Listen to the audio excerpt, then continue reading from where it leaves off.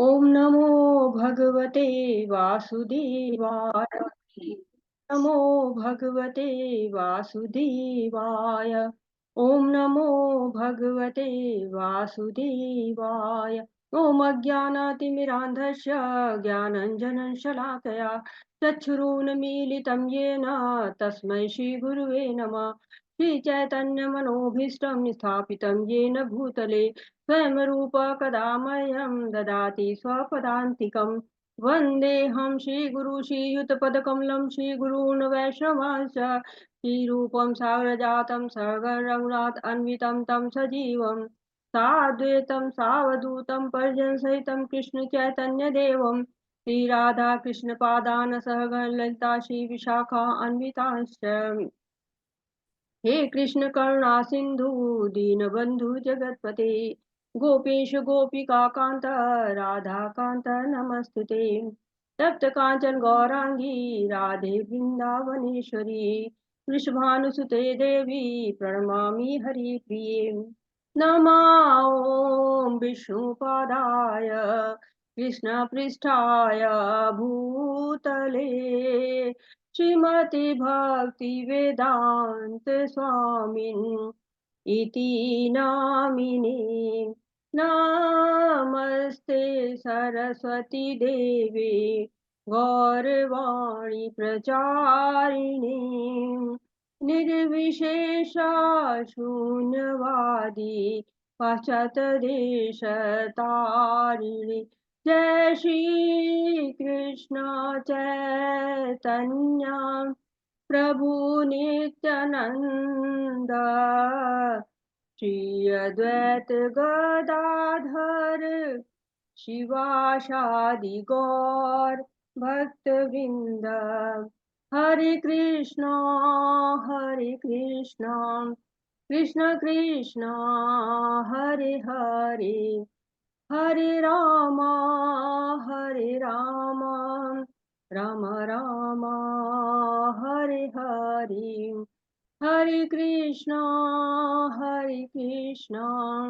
कृष्ण कृष्ण हरे हरे हरे राम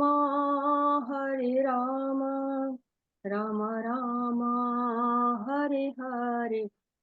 हरे कृष्णा। श्रील प्रभुपाद जी के द्वारा श्रील प्रभुपाद जी की जय हो। हरे कृष्णा। सभी को हरे कृष्ण माता जी, सभी को हरे हरे कृष्ण। कृष्ण माता जी। संतोषी माता जी हरे कह रही है हरे कृष्णा। संतोषी माता जी कह रही है आज श्लोका मैं पढ़ूं। ठीक है, पढ़िए माता जी। संतोषी माता जी। माता जी। माता जी थोड़ा जोर से पढ़िएगा। हरे जी माता जी, आवाज आ रही है ना? बहुत अच्छी नहीं आ रही माता जी। अभी जो आप सुधीर प्रभु जी हैं, रेणु माता जी हैं, आशा माता जी है, सुमन माता जी हैं, चार लोग हैं। माता जी अभी आ रही है। हरे कृष्ण माता जी, अभी आ रही है ना? फर्स्ट लग रही है आपको? माता जी थोड़ा जोर से। हरे कृष्ण माता जी। और जोर से। माता जी कट कट के आ रही है आवाज। आ रही है लेकिन कट कट के आ रही है। चलिए माता जी, आप शुरू के 5 श्लोक पढ़ लीजिए। आप 5 श्लोक शुरू के पढ़ लीजिए। आपकी आवाज क्लियर नहीं है, इस वजह से मुश्किल हो रहा है कि पूरी उसमें। हाँ, सुधीर प्रभु जी आप शुरू करिएगा, 5 श्लोक आप पढ़िएगा। उसके बाद 6 से 10 श्लोक आशा माता जी पढ़ेंगी और 11 से लेकर 15 श्लोक तक सुमन माता जी पढ़ेंगे। और लोग के हैंड्स रेज थे, अब डाउन हो गए हैं। तो माता जी अरे मीनू माता मेघा जी माता जी ने हैंड रेस। हाँ मैंने किया था। एक मिनट। मीनू मेघा माता जी का हाथ हैंड रेस था और आशा शर्मा माता जी का भी हैंड माता रेस जी था। है। नए लोगों को दीजिए चांस माता जी। मीनू माता जी, आशा माता जी हैंड रेस वापस करिए तो समझ में आएगा। मैंने भी कर लिया वापस। माता जी, आशा माता जी आप देख लीजिए, आप दे दीजिएगा सबको। ना? हरे कृष्ण माता जी। मैंने वापस कर लिया, आशा काल्डा ने वापस कर लिया माता जी। हरे कृष्णा। हरे आशा कृष्ण कालरा माता जी नहीं थे, आशा शर्मा माता जी थे। मैं आशा काल्डा माता जी हूँ। मैं आज ना मीनू के नाम से चला रही हूँ। मैं कहीं बाहर हूँ। अच्छा अच्छा अच्छा, ओके ओके। हाँ जी। बताइए तीसरा है माता जी। ठीक है, शुरू करिए सुधीर प्रभु जी। पहले 5, नेक्स्ट 5 रेणु वर्मा माता जी। धन्यवाद।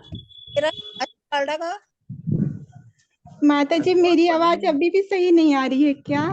ठीक है, पढ़िए माता जी, शुरू करिए। ये हर्षा माता जी ठीक आ देखती रही माता रहेंगी। जी, ठीक आ रही आवाज आ माता रही है। जी, माता जी 3 आशा है तो तीनों का सरनेम लेके बोलना। माता जी जी ऐसा ना माता हो जी कि मैं पूरी रिकॉर्डिंग केवल नाम में ही चली जाए, इसलिए रुक जाइए। आप लोग अपने लाइन से आते रहेंगे। हर्षा माता जी सबको टाइम देती रहेंगी, क्लास शुरू होने दीजिए। हरे कृष्णा। तो चलिए संतोषी माता जी माता पढ़िए जी आप। पढ़ हरे जी कृष्णा, हरे शुरू करिए। कृष्ण माता जी। अध्याय 14 प्रकृति के 3 गुण।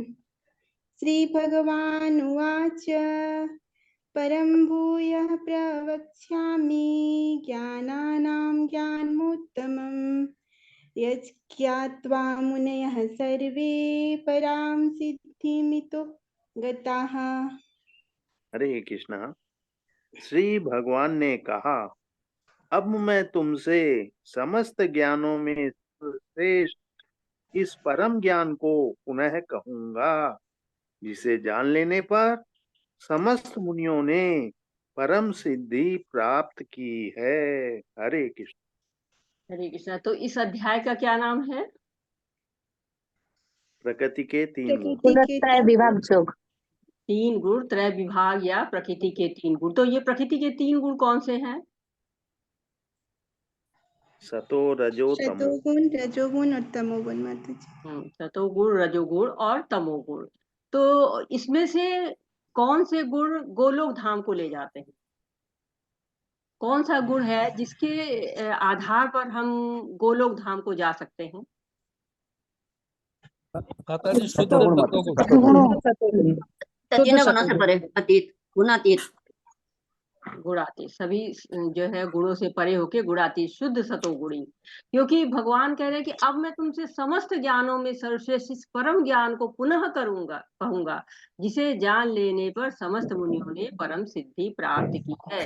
तो वो कौन सा ज्ञान है जो भगवान देना चाहते हैं अर्जुन को, जिससे कि परम सिद्धि मिलती है? परम सिद्धि का मतलब क्या होता है? कि गोलोक धाम मिलता है।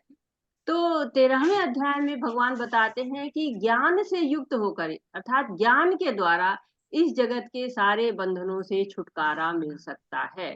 तो जीवात्मा क्या करती हैं कि जीवात्माएं ज्ञान के द्वारा जा सकती हैं भगवत धाम को। प्रकृति के गुणों के कारण ही इस जगत में जीवात्माएं बनती हैं, और ये रस्सी इतनी मजबूत होती है कि सब इसी में बंध जाते हैं। तो प्रकृति के गुण कौन से हैं, हमको किस तरह बांधते हैं, इन गुणों से कैसे बचा जा सकता है, ये सारा जो है वो इस अध्याय में बताया जाएगा। तो प्रकृति के गुणों का बहुत ढेर सारा वर्णन है यहाँ।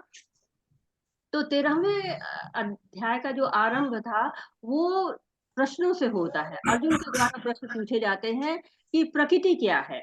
तो कोई बताएगा कि प्रकृति क्या है? हरे कृष्णा। नए लोग को थोड़ा चांस देंगे। सुधीर प्रभु जी तो बता चुके हैं, संतोषी माता बता चुकी हैं। हाँ, और कौन बताना चाहता है इन लोग के अलावा? प्रकृति क्या है, कोई बताएगा? प्रकृति किसको कहते माता जी, ज्ञान में स्थिर होकर मनुष्य जो स्वभाव को प्राप्त कर सकता है, अपने स्वभाव को, दिव्य स्वभाव को। हाँ, आप उस प्रकृति की बात करें, नेचर की बात करें, जो आदि स्वभाव की बातें, ये प्रकृति की बात हो रही है, भौतिक जगत की बात हो रही है। जो प्रकृति भौतिक जगत की, यहाँ पे प्रकृति कहा जा रहा है उसको, कि भौतिक जगत जो है वो क्या है? भौतिक जगत क्या है कि जो 24 तत्वों से हमारा शरीर बना हुआ है, पंच महाभूत, पृथ्वी, जल, आकाश, अग्नि, वायु, कहते हैं ना, क्षिति जल पावक गगन समीरा, पंच तत्व मिल बन ही शरीरा। और मन बुद्धि अहंकार, 5 ज्ञान इंद्रिया, 5 कर्म इंद्रिया, 5 इंद्रिय विशेष और 3 गुणों की अप्रकट अवस्था। ये क्या है? ये मिला के हमारे शरीर का निर्माण करते हैं। जो शरीर क्या होता है? इस भौतिक जगत प्रकृति में आता है। तो प्रकृति क्या है? प्रकृति जो है वो जिसमें जीव रहता है, जाके जीव जो है वो भोग करता है, भोग करने के लिए इस प्रकृति में आता है। प्रकृति शाश्वत होती है, नित्य होती है, व्यक्त होती रहती है, अव्यक्त होती रहती है। तो ये प्रकृति समस्त, कहते हैं कहा गया 13वें अध्याय में कि भौतिक कारण का और उसके परिणाम की हेतु होती है, उसका कारण होती है। और जीव क्या करता है? वो यहाँ पर आता है, भोग करना चाहता है प्रकृति का, और प्रकृति के तीनों गुण उसको बांध लेते हैं। तो प्रकृति के कारण ही जीव को 84 लाख योनियां मिलती हैं। प्रकृति को ही दुखालयम कहा जाता है, उसको अशाश्वतम कहा जाता है। तो लेकिन ये अनादि है और शाश्वत भी है, क्योंकि यह प्रकट और अप्रकट होती रहती है। और पुरुष कौन है? हरे कृष्णा, पुरुष कौन है? कौन पुरुष बताएगा? हम हैं। पुरुष हम हैं। जो प्रकृति को भोग करता है परमात्मा माता जी। जो प्रकृति का परमात्मा माता जी, परमात्मा। पुरुष क्या है? परम पुरुष। जीव को कहा गया है, भगवान की जीव को तटस्था कहा गया है। शक्ति है। जीव क्या है? पुरुष है, और भगवान क्या है? परम पुरुष है। जीव नित्य है, शाश्वत है। जीव क्या है? नियंत्रण करना चाहता है, प्रकृति को भोग करना चाहता है। लेकिन भगवान सर्वोच्च नियंत्रक है, भगवान परम भोक्ता है, और जीव उनका अंश है। ममेवांशे जीव लोके जीव भूत सनातना। और 3 गुणों के कारण वो जो है बद्ध हो जाता है। और साथ है क्षेत्र क्या है? ये शरीर है। ये शरीर जो कर्म क्षेत्र है।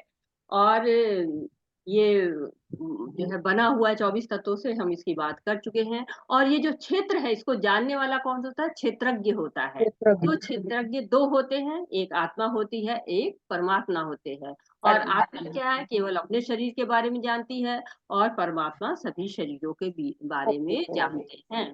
जैसे सीसीटीवी लगता रहता है, तो वो हर कैमरा अलग अलग जो है वो चीजों को अपना फोटो की लेता रहता है, जो कि कंट्रोल रूम में सारी फोटोज आती हैं। वैसे ही जो एक सीसीटीवी कैमरा है वो आत्मा है, जो कंट्रोल रूम है वो क्या है? परमात्मा है। इसके साथ ही साथ ज्ञान क्या है?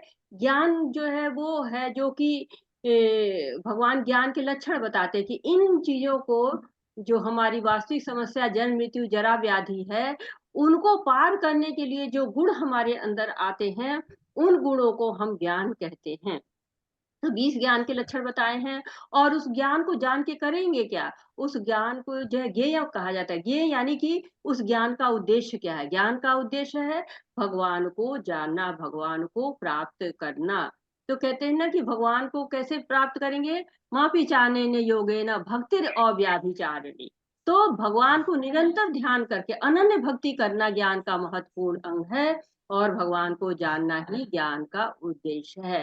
तो प्रकृति के बारे में हमने पता कर लिया कि वो भौतिक प्रकृति है, 3 गुणों से मिलकर बनी है, सतोगुण रजोगुण तमोगुण। और पुरुष क्या है? जो कि प्रकृति का भोग करने के कारण भोक्ता स्वरूप हो जाता है, और वो भूल जाता है कि भगवान परम भोक्ता है, क्योंकि स्वयं भोक्ता बनना चाहता है, और इसी कारण दुख पाता है। इसीलिए इस अध्याय को माया का अध्याय भी कहा जाता है, क्योंकि ये इस अध्याय में प्रकृति के गुणों के बारे में बताया गया है। और ये गुण हमको कैसे बांधते हैं, इसके बारे में भगवत गीता हमको बताती है कि भक्ति कीजिए, भक्ति की यात्रा करिए, भक्ति की यात्रा की तैयारी करिए, और उसके रास्ते में कोई बाधा ना आए, कोई अनहोनी ना हो जाए, कोई चोर चोरी ना कर ले। क्योंकि प्रकृति के 3 गुण हमको बंधक बनाते हैं, हमको आगे बढ़ने से रोक लेते हैं। और इसीलिए हमको जानना आवश्यक होता है कि प्रकृति के 3 गुणों के बारे में। क्योंकि यदि हमें ज्ञान ही नहीं होगा, हमें पता ही नहीं होगा कि हमारा सामान कहाँ जा सकता है, कैसे चोरी हो सकता है, तो हम कैसे उसकी रक्षा करेंगे? तो भक्ति रक्षा करती है कि कैसे अपनी भक्ति को हम दृढ़ करें।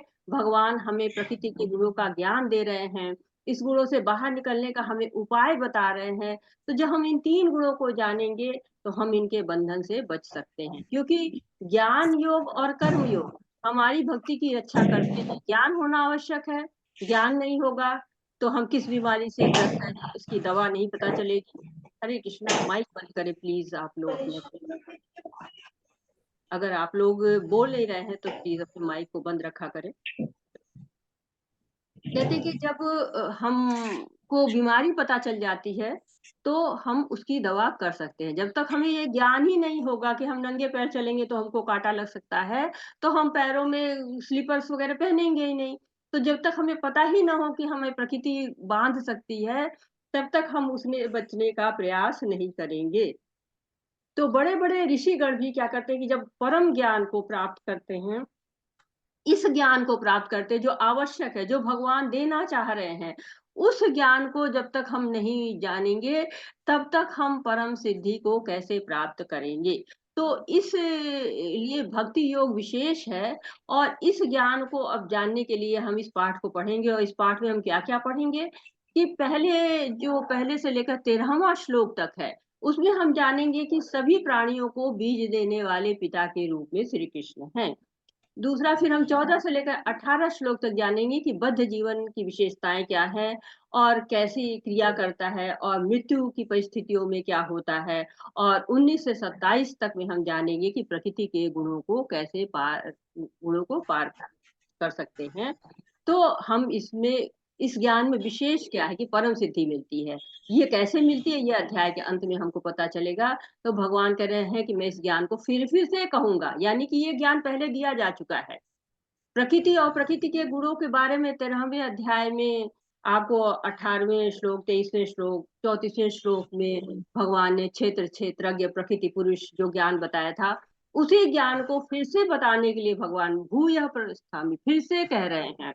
तो ये ज्ञान सर्वश्रेष्ठ है। भगवान 3 गुणों की चर्चा कर चुके हैं कि प्रकृति क्रियमाणानि गुणे कर्माणि सर्वशु अहंकार विमूढ़ात्मा क्रिया हनति मन्यते। तो प्रकृति सारे कार्य करती है, लेकिन जो अहंकार से घिरी हुई आत्मा होती है वो स्वयं को कर्ता मान लेती है। क्यों मान लेती है? क्योंकि भगवान तो कह चुके हैं कि जो मेरी ये माया है, देवी हेषा गुणमयी मम माया दुरात्यया माम एव ये प्रपद्यते माया मित्ता तरंती ते। तो ये जो माया है ये बहुत ही बलशाली है और इसको मतलब इससे बाहर होने के लिए, इसे पार पाने के लिए भगवान की शरण जरूरी है, भगवान की कृपा बहुत जरूरी है। तो इसलिए 7वें से 12वें अध्याय तक भगवान ने परम सत्य के बारे में बहुत विस्तृत रूप से बताया था।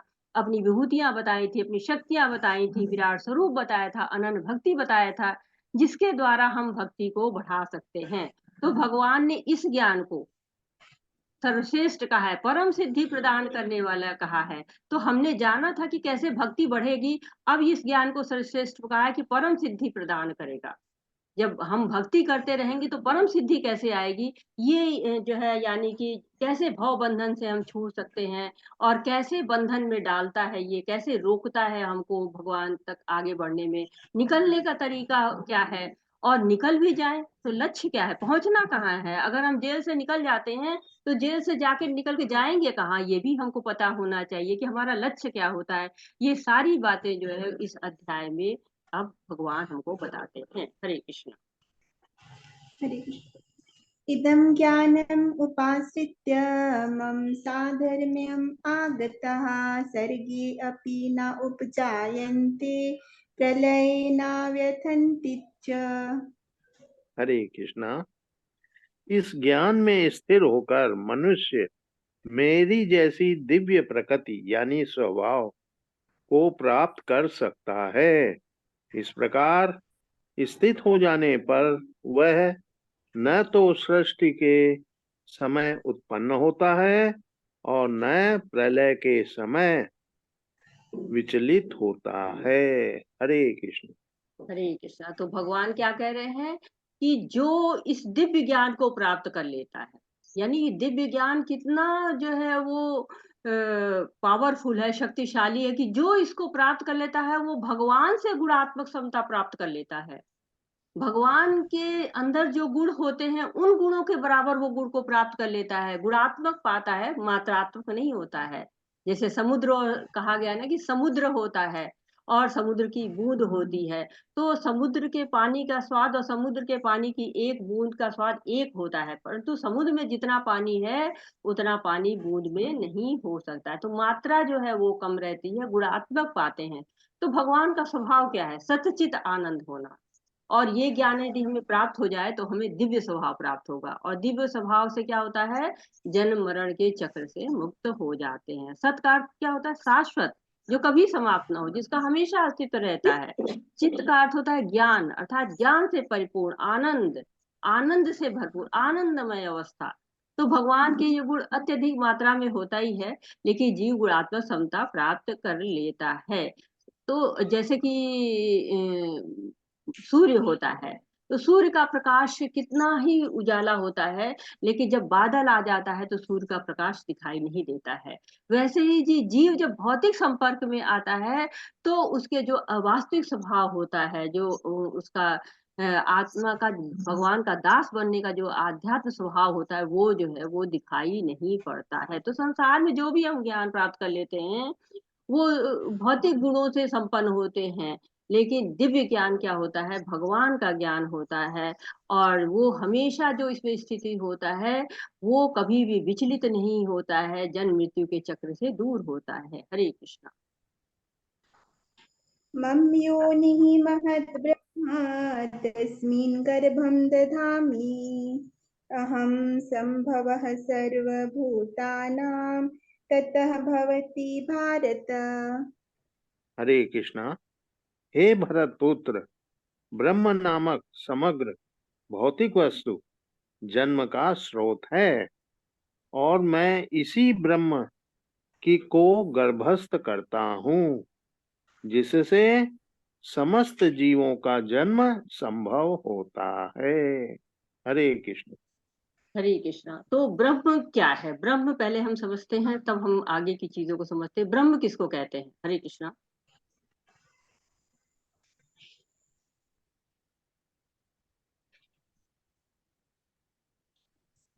भगवान के प्रकाश को। हरे कृष्ण। हरे कृष्णा। भगवान के प्रकाश को ब्रह्म ज्योति कहते हैं माता जी। हरे कृष्ण। कोई और ब्रह्म बताएगा? माता जी आत्मा ब्रह्म आत्मा की 3 स्टेजेस हैं, ब्रह्म, परमात्मा और आत्मा। जी हरे कृष्णा माता जी। परमात्मा का ही भिन्नता है, एक ही है ब्रह्म और जीव और ब्रह्म परमात्मा। परमात्मा और मतलब आत्मा। परम, ब्रह्म मतलब परम। ब्रह्म का अर्थ होता है बृहद, बृहद, बेहद। ग्रेट। बृहद। जो आत्मा को भी ब्रह्म कहते हैं, भगवान को भी ब्रह्म कहते हैं, प्रकृति को भी ब्रह्म कहा जाता है, और कभी कभी महातत्व को भी ब्रह्म कहते हैं। कई अभी श्लोकों में ब्रह्म की बात आएगी, इसलिए हमने कहा पहले क्लियर हो जाए कि ब्रह्म किसको कहते हैं। तो बृहद को ब्रह्म कहते हैं। तो भगवान क्या है, परम ब्रह्म कहलाते हैं, लेकिन कहीं कहीं भगवान को भी ब्रह्म कहा गया है, और महातत्व को भी महद ब्रह्म कहा गया है। तो किस स्थान पे ब्रह्म किसके लिए उपयोग हुआ है, आत्मा के लिए उपयोग हुआ है, भगवान के लिए उपयोग हुआ है, प्रकृति के लिए उपयोग हुआ है, ये प्रमाणिक गुरु ही हमको बता सकते हैं। और देखिए, जैसे कि ब्रह्म की बात आती है तो हम लोग साधारणतः क्या समझते हैं, ब्रह्म ज्योति को ही हम लोग ब्रह्म समझते हैं, और कि एक तेज है जो भगवान से निकला हुआ है। तो भगवान की छवि नहीं समझ में आती, परंतु भगवान की छवि है, भगवान का रूप है, भक्त को दिखता है वो। तो आत्मा को भी ब्रह्म कहते हैं, लेकिन आत्मा क्या है, परम ब्रह्म की तरह सर्वव्यापी नहीं है। वो केवल, जब हमने चेतना पढ़ी थी तो क्या पढ़ी थी, विज्ञान रूपी ब्रह्म तक पहुंचती है, पर आनंद स्वरूप को प्राप्त करने के लिए उसको चेतना को बहुत ऊंचा करना पड़ता है। और इसके साथ साथ कहा गया वेदस्य तपो ब्रह्म। तो वेद को भी कभी कभी ब्रह्म कहा गया है, कठिन तप को भी कभी कभी ब्रह्म कहलाता है। भागवतम में पढ़ेंगे तो यहाँ पर ब्रह्म को, वेद को और कठिन तप को भी ब्रह्म कहा गया है।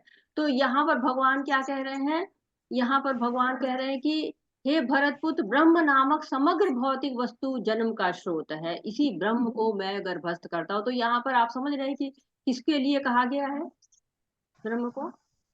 जीव के लिए, बृहद के लिए। बृहद। हाँ, ब्रह्म नामक वस्तु को ही मैं गर्भस्थ करता हूँ। किसको गर्भस्थ करते हैं? महद ब्रह्म को ना, जो महत तत्व है उसको गर्भस्थ करते हैं, तब तो उसको दृष्टिपात करते हैं तो व्यक्त होता है वो। कहते कि भगवान बता रहे हैं, पहले भी उन्होंने बताया है कि प्रकृति कैसे आरंभ होती है, सृष्टि कैसे आरंभ होती है, हम लोगों ने पढ़ा हुआ है। तो कह रहे ब्रह्म नामक वस्तु को मैं ही गर्भस्थ करता हूँ। तो हम ब्रह्म को जो है, महद ब्रह्म को भी ब्रह्म समझते हैं, प्रकृति को भी ब्रह्म समझते हैं, भगवान को भी ब्रह्म समझते हैं, लेकिन मायावादी जो है वो कहते हैं कि हर वस्तु ब्रह्म है, सर्वखिलित ब्रह्म, सब चीज को ब्रह्म करते हैं। तो कहते हैं जिसका कभी नाश नहीं होता है वो ब्रह्म है। प्रकृति भी ब्रह्म है, भगवान की शक्ति है, इसलिए उसको भी बोला जाता है। तो ये जीवन कैसे संभव होता है, जबकि भगवान जो है वो अपनी दृष्टि डालते हैं, दृष्टिपात करते हैं, और दृष्टिपात करने के बाद वो जो ब्रह्मांड होता है, जो अव्यक्त अवस्था प्रधान की होती है, वो धीरे धीरे जो है वो व्यक्त अवस्था में आ जाती है। इसलिए उसको भगवान कह रहे हैं कि मैं गर्भस्थ करता हूँ, तभी संभव है। जीवों का जन्म भगवान के बिना संभव नहीं है। भगवान ही जो है वो बीज तत्व हैं, और माया जो है प्रकृति को गर्भस्थ करने वाले वही होते हैं। हरे कृष्णा। आगे बढ़ते हैं, आगे पढ़ेंगे और समझ में आएगा। हरे कृष्णा। सर्वयोनिषु कौन्तेय मूर्तयः सम्भवन्ति यः तासां ब्रह्म महत् योनिः अहं बीजप्रदः पिता। हरे कृष्णा। प्रभुपाद जी की जय। प्रभुपाद जी के द्वारा, हे कुंती पुत्र, तुम ये समझ लो कि समस्त प्रकार की जीव योनियां इस भौतिक प्रकृति में जन्म द्वारा संभव है और मैं उसका बीज प्रदाता पिता हूँ। हरे कृष्णा।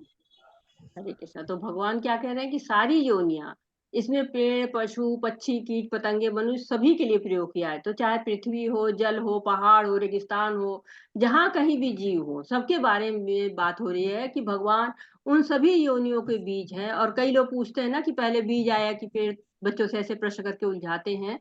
तो शास्त्रों से पता चलता है कि पहले बीज आया। ये बीज कहाँ से आया? भगवान से। भगवान कह रहे हैं मैं बीज प्रदाता पिता हूँ। सारे जीवों के बीज प्रदाता पिता भगवान हैं। तो कई लोग भौतिक प्रकृति को ही पिता मानते हैं, परंतु भौतिक प्रकृति माता है और सभी जीवों को तथा कृष्ण जो है उनके बीज प्रदाता सभी जीवों के वो है, भगवान श्री कृष्ण है। और भौतिक प्रकृति जीवों को गर्भ में धारण किए हुए है। जीव क्या है? दिव्य है। उनका प्रकृति भौतिक प्रकृति से लेना देना नहीं रहता, फिर भी जो है वो प्रकृति के 3 गुणों में, माया में फंस जाता है। जैसे गाड़ी चलाने के लिए ड्राइवर चाहिए, वैसे ही भौतिक प्रकृति भी तभी व्यक्त हो पाती है जबकि भगवान उसको व्यक्त करते हैं। जब तक भगवान उसको व्यक्त नहीं करते हैं तब तक वो व्यक्त नहीं होती है। तो इस तरह से हम जान रहे हैं कि भगवान ही हर चीज के क्या है कि आरंभ करता है, सृष्टि करता है। हरे कृष्ण। सत्वं रजः तमः इति गुणाः प्रकृति संभवाः निबध्नन्ति महाबाहो देहे देहिनम् अव्ययम्। हरे कृष्णा। भौतिक प्रकृति 3 गुणों से युक्त है। ये हैं सतो, रजो तथा तमोगुण। हे महाबाहु अर्जुन, जब शाश्वत जीव प्रकृति के सत्संग में आता है तो वह इन गुणों से बन जाता है। हरे कृष्ण। तो हम लोग बहुत देर से बातें कर रहे हैं कि 3 गुण होते हैं, सतोगुण होता है, रजोगुण होता है, तमोगुण होता है। तो बहुत से लोग कहते हैं कि कहाँ लिखा हुआ है। तो हम ये बता सकते हैं कि 14 अध्याय का 5वां श्लोक है जो बता रहा है कि भौतिक प्रकृति के 3 गुण होते हैं। तो बहुत से लोगों का ये भी कहना होता है कि जीवात्मा का क्या दोष है, ये तो प्रकृति के गुणों का दोष है, जीव को बांध लेती है। तो जीवात्मा का दोष क्या होता है? हरे कृष्णा, आप में से कोई बताना चाहेगा जीवात्मा का क्या दोष होता है, कैसे वो प्रकृति से बंध जाता है? हरे कृष्ण माता जी। जी माता। जीवात्मा क्या प्रकृति पे अपना स्वामित्व दिखाना चाहती है, सब चीज को अपना बनाना चाहती है, जबकि भगवान सबके स्वामी है। वो स्वामित्व दिखाती है तो 3 गुणों से बंध जाती है। हरे कृष्ण माता जी। हरे कृष्णा, बिल्कुल सही कह रहे कि स्वामित्व दिखाना चाहती, इच्छा करती है कि मुझे ये चाहिए, मुझे वो चाहिए। इच्छाओं के कारण ही क्या होती है कि वो यहाँ पर बंध जाती है। तो जीव के पास स्वतंत्रता है ना कि वो भोग की इच्छा करे या भगवान की इच्छा करे, संसार चाहिए उसको कि कृष्ण चाहिए। तो लेकिन अगर वो संसार को चाहती है तो क्या होता है, उसको वो बंध जाती है वो। तो ये जो सारी भगवत गीता बताई गई है उसमें भगवान चाहे तो 2-4 शब्दों में बता सकते थे, परंतु भगवान को बताना था, ये सांख्य योग बताना था कि हम भगवान के अंश हैं, भगवान के साथ जुड़ना है। क्योंकि जब तक जुड़े रहते हैं भगवान से तब तक हमारा महत्व रहता है। जैसे हाथ से उंगली अगर कट जाए या पेड़ से टहनी टूट जाए तो किसी काम की नहीं होती है, पेड़ को कोई फर्क नहीं पड़ता, लेकिन उंगली क्या होती है, निरर्थक हो जाती है, वो सूख जाती है। टहनी अगर पेड़ से अलग हो जाती है तो सूख जाती है। तो भगवान को भी कोई फर्क नहीं पड़ता है, लेकिन हमारा जो है क्या होता है कि हमारा पतन होता है। तो भगवान चाहते हैं कि हम भगवान के साथ जुड़े, लेकिन हम जुड़ते नहीं हैं यदि, तो हम क्या होते हैं, जैसे दुर्योधन था, दुर्योधन भगवान के साथ नहीं जुड़ा, उसको नारायण सेना चाहिए, लेकिन अर्जुन भगवान के साथ जुड़े क्योंकि उनको भगवान चाहिए होता। तो अभी हम बिछड़े हुए हैं, भगवान हमको ये सारा ज्ञान क्यों दे रहे हैं? ताकि हम भगवान से जुड़ पाए। हरे कृष्ण। तत्र सत्वं निर्मलत्वात् प्रकाशकम् अनामयम् सुखसंगेन बध्नाति ज्ञानसंगेन च अनघ। हरे कृष्ण।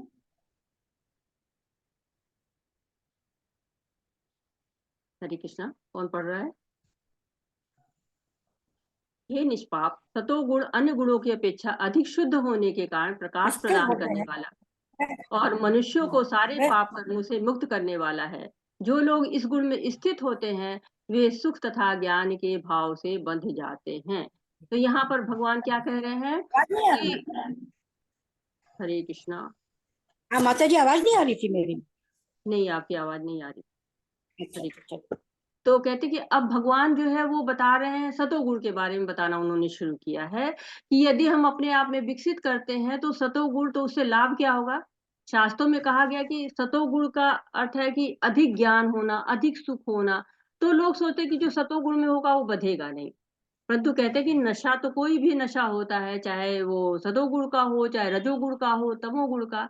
परंतु सतोगुण में रहने का लाभ ये होता है कि सतोगुणी में भगवान का ज्ञान रजोगुण से और तमोगुण से ज्यादा होता है। परंतु कभी कभी इसका गर्व हो जाता है, क्योंकि जैसे कि रस्सी सोने की हो तो चांदी की हो, लोहे की, बांधती सब है, लेकिन सोने की रस्सी को सर्वश्रेष्ठ कहते हैं। क्यों? क्योंकि आकर्षक होती है, लोगों को आकर्षित करती है, चमकती है दूर से, इसलिए उसको श्रेष्ठ मानते हैं। इसी तरह जो सतोगुणी होता है वो चमकता है, वो उसका जो ज्ञान होता है वो उसको सुख देता है, तो वो आनंद में रहता है और साथ ही साथ उसको प्रशंसा मिलती है, तो वो इन सब से बंध जाता है। तो जो है बंधन तो कोई भी हो जाए, वो हमेशा पतन के रास्ते पर ही ले जाता है। हरे कृष्ण। रजोराग आत्मकं विधि तृष्णा समुद्भवं तत् निबध्नाति कौन्तेय कर्म संगेन देहिनम्। हरे कृष्णा, हरे आशा कृष्ण। कालरा माता जी। श्री प्रभुपाद जी की जय। श्री प्रभुपाद जी के द्वारा, हे कुंती पुत्र, रजोगुण की उत्पत्ति असीम आकांक्षाओं तथा तृष्णाओं से होती है और इसी के कारण से ये देहधारी जीव सब काम कर्मों से बन जाता है। हरे कृष्ण जी। हरे कृष्ण माता जी। तो क्या कह रहे हैं कि रजोगुण की बात हो रही कि ये लोग बहुत ही महत्वाकांक्षी होते हैं और संतुष्ट नहीं होते हैं, और ज्यादा के चक्कर में ये लोग पड़े रहते हैं। अगर इनके पास एक कार हो तो दूसरी कार चाहिए, एक घर हो तो इनको दूसरा घर चाहिए, इनको हमेशा एक हेलीकॉप्टर मिल गया तो चार्टर प्लेन चाहिए, समाप्ति नहीं होती इच्छाएं। भौतिक भोग के लिए परेशान रहता है रजोगुणी। तो आवश्यकता से अधिक वो संचय करना चाहता है कि सब ये भी मिल जाए, वो भी मिल जाए। हमेशा तुलना करते रहेंगे कि हमारे पास ये चीज है तो जो है वो दूसरों के पास क्यों है, अगर दूसरे के पास है तो मेरे पास क्यों नहीं है। जैसे एडवर्टीजमेंट आते हैं ना कि उसकी साड़ी मेरी साड़ी से सफेद कैसी, तो वैसा ही भाव रहता है कि सुंदर घर, अच्छा परिवार, सबकी लालसा बनी रहती है और इसके लिए जीवन भर परिश्रम करता रहता है। तो इस समय भी देखिए सब रजोगुण का बोलबाला। प्रभुपाद कहते हैं कि ज्यादातर लोग इस समय रजोगुणी हैं, लेकिन मुक्ति के लिए क्या होता है कि रजोगुणी को और तमोगुणी को सतोगुणी की अपेक्षा ज्यादा परिश्रम करना पड़ता है। हरे कृष्ण। तमः तु अज्ञानजं विधिमोहनं सर्वदेहिनां प्रमाद आलस्य निद्राभिः तत् निबध्नाति भारत। हरे कृष्ण। हरे कृष्ण जी। हे भरत पुत्र, तुम जान लो कि अज्ञान से उत्पन्न तमोगुण समस्त देहधारी जीवों का मोह है। इस गुण के प्रतिफल पागलपन, प्रमाद, आलस तथा नींद है जो बद्ध जीव को बांधते हैं। हरे कृष्ण। हरे कृष्णा। तो बात आती है तमोगुणी की। तो सतोगुणी ज्ञान का अनुशीलन करता है, उसके लिए कर्म करता है। रजोगुणी अपनी भौतिक इच्छाओं की पूर्ति के लिए कर्म करता है, लेकिन तमोगुणी कर्म ही नहीं करता है, वो केवल योजनाएं बनाता रहता है और उससे परिश्रम नहीं होता, आलस करता रहता है, सोता रहता है, आवश्यकता से अधिक सोता है, निराश रहता है, आध्यात्मिक कार्यों में कोई रुचि नहीं होती है, गलत चीजों का सहारा लेते हैं, नशा करने लगते हैं, बीच सड़क पे लड़ना शुरू कर देंगे, ये नहीं सोचेंगे कि ये लड़ने की जगह नहीं है, या आलस करेंगे, आज नहीं होगा कल कर लेंगे, भगवान में रुचि नहीं रहती है, और कोई कार्य शुरू भी किया तो उसको पूरा नहीं करेंगे, अधूरे में छोड़ देंगे। तो ये तमोगुणी के लक्षण होते हैं। हरे कृष्ण। आगे पढ़ो माता जी। जी जी जी माता जी, पढ़िए।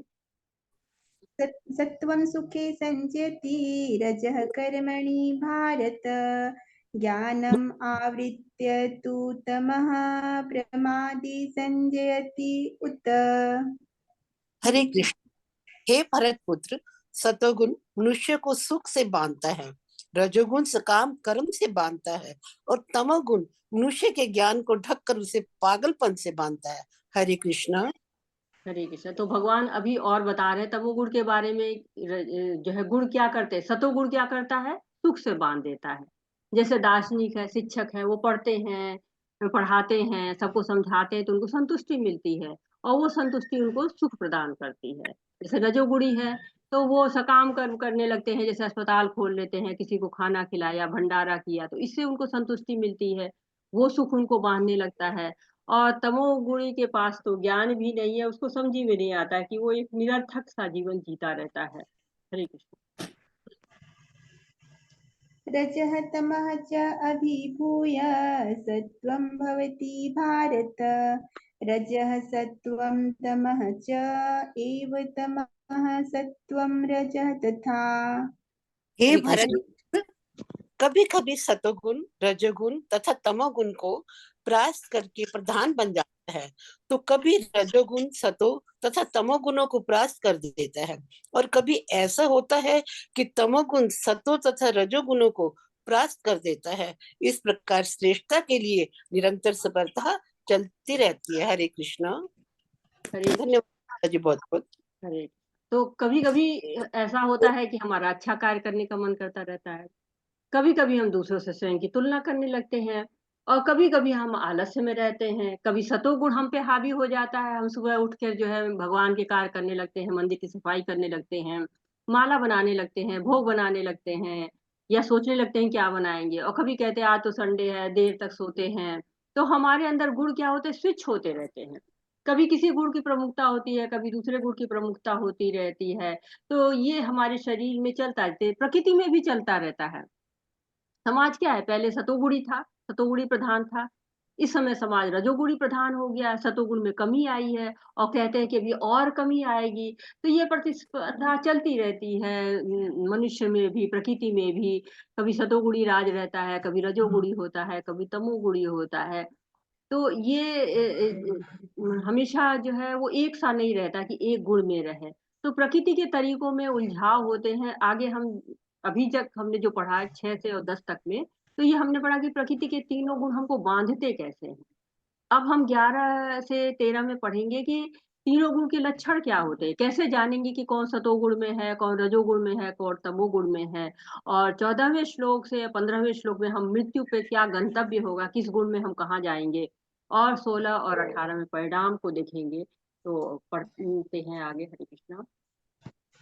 सर्वद्वारेषु देहे अस्मिन् प्रकाश उपजायते ज्ञानं यदा तदा विद्यात् विवृद्धं सत्वम् इति उत। हरे कृष्ण।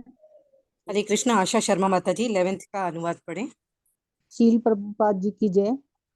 मैम हाँ जी। हे भरत पुत्र, सतोगुण मनुष्य को 11th सुमन माता जी। आ नहीं रहा है मैडम, उसमें थोड़ा नीचे। जी जी जी, रुक जाइए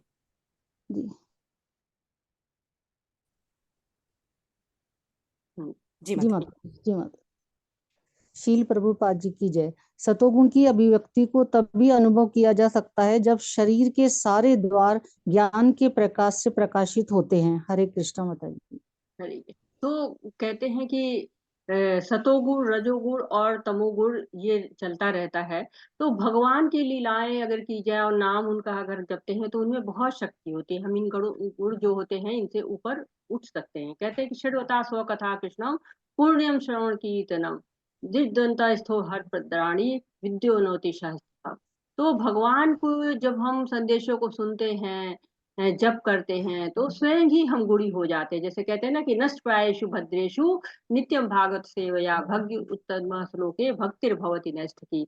तो भगवान की छाएं जो चलती हैं, जिनमें शास्त्र पढ़ाए जाते हैं, उनको नियमित रूप से उपस्थित होंगे, शुद्ध भक्तों की सेवा करेंगे, तो जो हृदय में कष्ट करने वाली जो चीजें तो हमें करना क्या है कि जब हम अपने आप को इस तरह से ज्ञान के कारण जो भ्रम होता है कि मैं ही सब कुछ हूँ, अहंकार होता है कि मैं ही सब कुछ जानता हूँ, अन्य लोगों के प्रति करुणा की जगह भ्रम आ जाता है, तो ये सब हमारे बदने के कारण हो जाते हैं। तो जो शरीर के हमारे 9 द्वार होते हैं, 9 द्वार कौन कौन से हैं, याद है किसी को? हम पढ़ चुके हैं।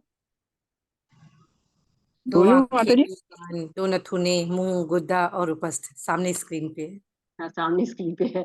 तो ये जो 9 द्वार होते हैं, इनको जब शुद्ध होते हैं तो क्या होता है, हमको सभी चीजें बहुत साफ साफ दिखाई देती हैं, क्योंकि सारे द्वार ज्ञान से प्रकाशित होते हैं। ज्ञान के जब ये सारे द्वार सही रहते हैं तो फिर ज्ञान होता है। कहते हैं ये कमरे में अगर अंधेरा होता है तो हम अंदर की वस्तु को नहीं देख पाते हैं। तो इंद्रियां जो पहले अनुभव प्राप्त करती हैं, फिर मन तक पहुंचता है, फिर मन रूपी जो लगाम बुद्धि के पास होती है, बुद्धि का नियंत्रण मन पर होना चाहिए। बुद्धि भेद करती है कि क्या सही है क्या गलत है। अगर बुद्धि भ्रमित हो जाती है तो मन जो है वो इंद्रियों को नियंत्रित करना शुरू कर देता है, और जब मन नियंत्रित करना शुरू करता है इंद्रियों को, तो हमारी चेतना प्रभावित होती है। तो हमारी चेतना अगर प्रभावित हो जाती है तो हमारे जो द्वार हैं वो अप्रकाशित हो जाते हैं। जैसे पेड़ के पास निम्न चेतना होती है, क्यों? क्योंकि इस पर इंद्रियां ही नहीं है जो उच्च चेतना की ओर ले जाए। कहते हैं ना, इंद्रियों को जब भगवान के लगा देते हैं तो चेतना हमारी उच्च होती चली जाती है। जब भगवान की सेवा करने लगती इंद्रियां तो उनकी चेतना उच्च होती है। पेड़ों के पास इंद्रियां नहीं है तो उनके पास चेतना उच्च करने का कोई साधन भी नहीं रहता है। तो हमें जो इंद्रियां हैं उनको अगर शुद्ध कार्यों में लगाते हैं तो इंद्रियां क्या होती है, सात्विक राजसिक तामसिक अगर इंद्रियां वो कार्य उससे भेद करके कार्य करती बुद्धि के अनुसार के सात्विक कार्य को केवल करें, तो फिर हमारा जो द्वार है सब प्रकाशित होने लगते हैं। और जब हम द्वार प्रकाशित होते हैं तो हमको सब कुछ सही सही दिखाई देने लगता। अगर प्रकाश नहीं रहेगा तो कुछ भी दिखाई नहीं देगा कि कहाँ दरवाजा है कहाँ खिड़की है, कुछ भी हम नहीं जान पाएंगे। तो जो 9 द्वार जो है 5वें अध्याय में वर्णन किया गया है कि सर्वकर्माणि मनसा संन्यस्याते सुखवंशी 9 द्वारे पुरे देहि नैव कुर्वन्त कारण।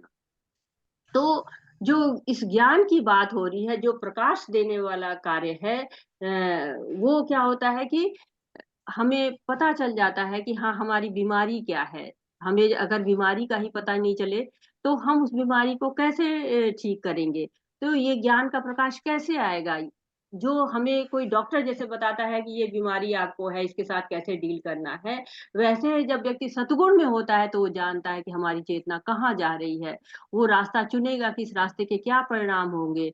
वो जानेगा कि यहाँ जाएंगे तो प्रकाश मिलेगा, यहाँ जाएंगे तो हमको भ्रम मिलेगा, तो वो निर्णय सही करेगा।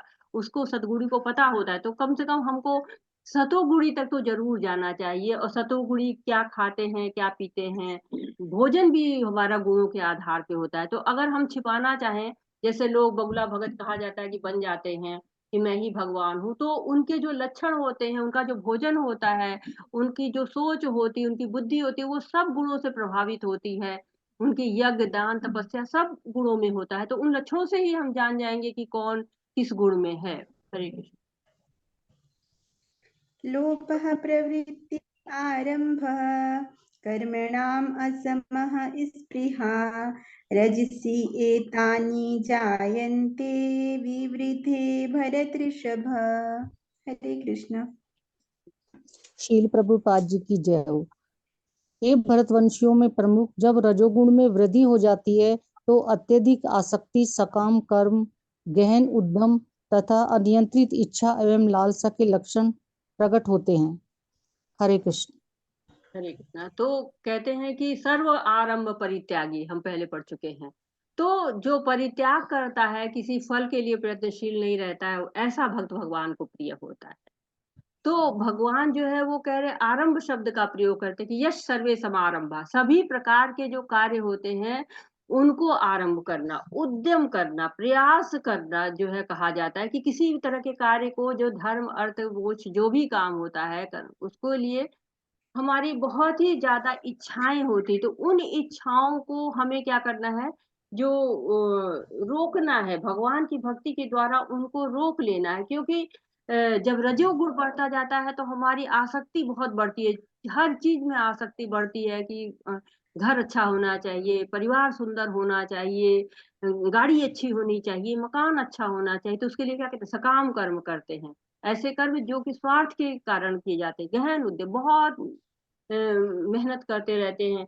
क्यों? क्योंकि उससे और इच्छाएं आती, जितना प्रयास करते हैं उन इच्छाएं जब बढ़ती जाती है तो हमारा प्रयास भी बढ़ता जाता है, और ये रजोगुण के ही लक्षण होते हैं। हरे कृष्ण। अप्रकाशो प्रवृत्तिश्च प्रमादो मोह एव च तमस्येतानि जायन्ते विवृद्धे कुरु नन्दन।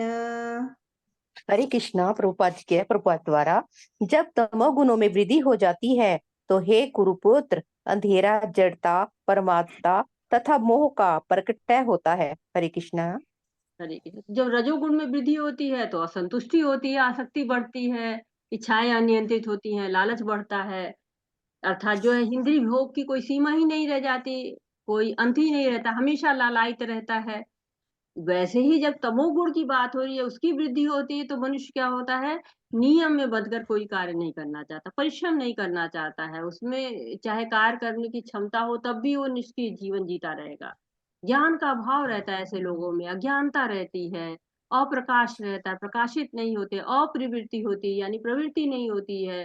तो सतोगुण और रजोगुण जब दोनों का अभाव हो जाता है, उसकी जगह से प्रमाद, मोह, आलस ये ले लेता है, तो ये तमोगुण की विशेषता हो जाती है कि चेतना निष्क्रिय है, सनक चढ़ गई, करते चले जा रहे, करते चले जा रहे, ये भी तमोगुण का लक्षण होता है।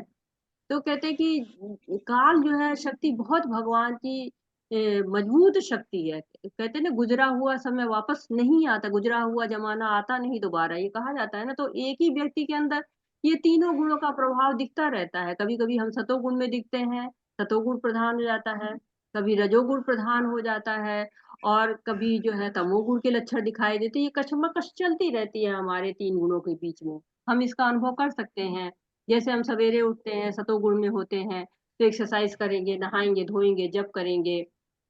फिर हमारे अंदर रजोगुण आ जाता है तो हम यश सम्मान के भूखे हो जाते हैं, दूसरों से कंपैरिजन करने लगते हैं। कभी तमोगुण प्रभावित करने लगता है तो सोने लगेंगे, आलस करेंगे। इसी तरह जो है हमारी स्थिति बदलती रहती है। हरे कृष्ण। यदा सत्त्वे प्रवृद्धि तु प्रलयं याति देहभृत् तदा उत्तम विदाम लोकान अम्लान प्रतिपद्यते। जब कोई सतो गुणों में बढ़ता है तो उसे महर्षियों के विशुद्ध उच्चतर लोकों की प्राप्ति होती है। हरे कृष्णा। हरे कृष्ण। तो भगवान क्या कह रहे हैं कि एक ही चीज के लिए, अपनी उसी स्थिति के लिए बता रहे हैं कि मनुष्य जो है वो उस मनोदशा के अनुसार बदलता रहता है। कोई व्यक्ति अनासक्त रहता है, एक ही परिस्थिति रहती है, अलग अलग तरह के लोग होते हैं, अलग अलग तरह से रिएक्ट करते रहते हैं। जो विचलित नहीं रहेगा वो क्या करेगा, वो परिस्थिति का निरीक्षण करेगा, आसक्त नहीं होगा। दूसरा होता था खूब सक्रिय हो जाए, क्या हो रहा है, कैसे चल रहा है, कूदने लगेगा। तीसरा क्या करेगा, अरे दिमाग खराब कर रखा है।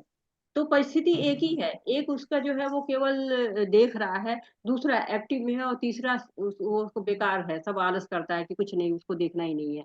तो अपनी मानसिक स्थिति को भी जो है कहाँ पर है, उसका हमको आत्मनिरीक्षण करना चाहिए कि ऐसा तो नहीं कि हमें बहुत गुस्सा आ रहा है, हम बहुत विचलित हो रहे हैं। तो हमको इन सब चीजों पे अपने चेक करते रहना चाहिए। और इसलिए जब हम चेक करेंगे तो हम हमेशा अपने गुणों में ऊपर बढ़ते चले जाएंगे। और जब कह रहे कि मृत्यु के समय की बात की जा रही कि जो सतोगुण में कोई आ जाता है, सतोगुण में मरता है, तो क्या होता है, वो उच्चतर लोकों को प्राप्त करता है, उच्च लोकों को प्राप्त करते हैं। जितना उसके सतोगुण में जितना ज्यादा रहेगा, उतने ज्यादा उसको उच्च लोकों की प्राप्ति होती चली जाएगी। हरे कृष्ण। रजसि प्रलयं गत्वा कर्मसङ्गीषु जायते तथा प्रलीनः तमसि मूढयोनिषु जायते। जब कोई रजोगुनी में मरता है तो वह सकाम कर्मियों के बीच में जन्म ग्रहण करता है, और जब कोई तमोगुणों में मरता है तो वह पशु योनि में जन्म धारण करता है। हरे कृष्णा। धन्यवाद। तो कृष्णा माता जी धन्यवाद। तो बता रहे हैं ना भगवान की किस गुण में क्या गति होती है। तो जैसे जाना हमने कि सतोगुण जब वृद्धि होती है तो उच्च लोक को जाते हैं, जैसे ब्रह्मलोक, जनलोक, ऐसे उच्च लोक को जाते हैं। या कहते हैं ना कि आपको स्वर्ग की प्राप्ति हो, जो है स्वर्ग को पाए हम, किसी की डेथ होती तो बोलते हैं। तो सतोगुणी को सही गलत का ज्ञान होता है, पुण्य कर्म करता है, उच्च लोक में जाता है। लेकिन जब रजोगुण की मात्रा अधिक हो जाती है तो सकाम कर्म करता रहता है, उसके इंद्रिय भोग की लालसा रहती, तो उसको फिर इसी धरती पर जन्म मिलता है, ताकि फिर वो इसी धरती पर आए और फिर उन्हीं कर्मों को करे। कहते हैं ना, यम यम वापी स्मरण भावे तजन्ते कलेरम तम तने वेति कौनते या सदा तद भाव भावित। तो उसका मन इसी भौतिक जगत में लगा रहता है कि यहाँ पर और बड़ा बंगला बनाना है, और बड़ा घर बनाना है, सकाम कर्म करना है, तो वो यही आता है। और जब तमोगुण में मनुष्य रहता है तो उसकी प्रवृत्ति क्या होती है, तमोगुणी होती है, जिसके कारण क्या होता है, उसका जन्म पशु योनि में होता है, क्योंकि वो पशुओं सा जीवन ही व्यतीत करता रहता है, आहार निद्रा भय मैथुन, तो उसकी इच्छाएं भी पशु जैसी होती हैं, उसको योनि भी पशु वाली ही मिल जाती। तो ऐसा नहीं कि उसे पशु योनि में दुख है, क्योंकि वो मनुष्य योनि में भी पशु जैसा ही था, उसको केवल खाने पीने सोने में ही उसने पूरा जीवन बिताया था। तो कहते कि जैसा जीवन में हम चाहते हैं, इच्छा करते, वैसा ही हमें योनि मिलती है। जैसे भौतिक जीवन में भी है ना, हम जब अच्छा पढ़ेंगे तो अच्छा करेंगे तो हम प्रमोशन मिलेगा, उच्च कक्षा मिलेगी, उच्च पोस्ट मिलेगी।